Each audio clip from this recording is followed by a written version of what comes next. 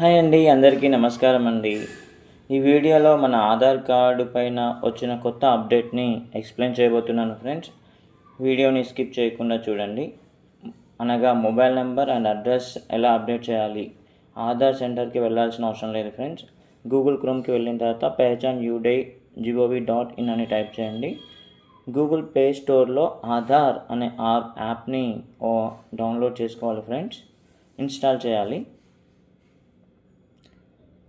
ఇలా ఇన్స్టాల్ చేయడానికి కొద్దిగా టైం తీసుకుంటుంది ఫ్రెండ్స్.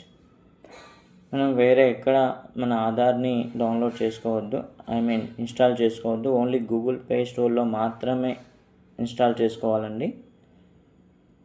సెక్యూర్గా ఉంటుంది.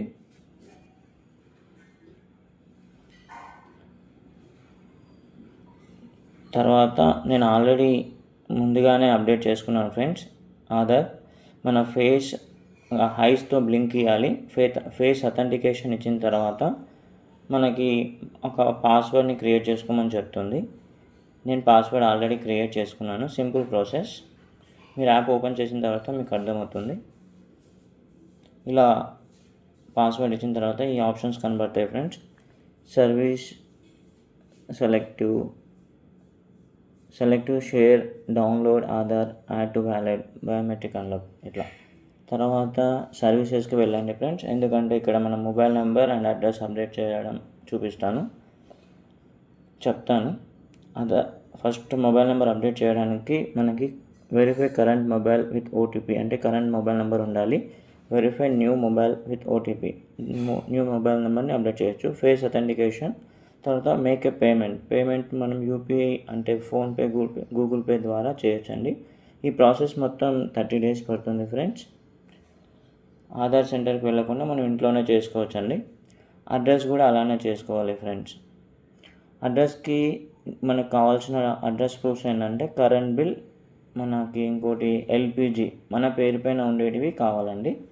ఎల్పిజి అయితే ఆల్మోస్ట్ మన పేరు పైన ఉంటుంది. అవి మనం స్కాన్ చేసి ఇవ్వాలండి. అక్కడ సేమ్ ఫేస్ అథెంటికేషన్ అది అడుగుతుంది.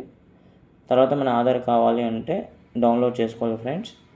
అక్కడ మన నేమ్లో 4 letters and year of birth ఇస్తే పాస్వర్డ్ మనం డౌన్లోడ్ చేసుకోవచ్చు. అది ఆధార్ని. ఇలా మన ఆధార్ కార్డ్ని మనం ఆధార్ క్యూఆర్ కోడ్ని హాస్పిటల్స్, హోటల్స్ అండ్ గవర్నమెంట్ ఆఫీస్లో యూజ్ చేయవచ్చండి. ఆధార్ మొత్తం డీటెయిల్స్ ఇవ్వాల్సిన అవసరం లేదు, జస్ట్ స్కాన్ చేస్తే సరిపోతుంది.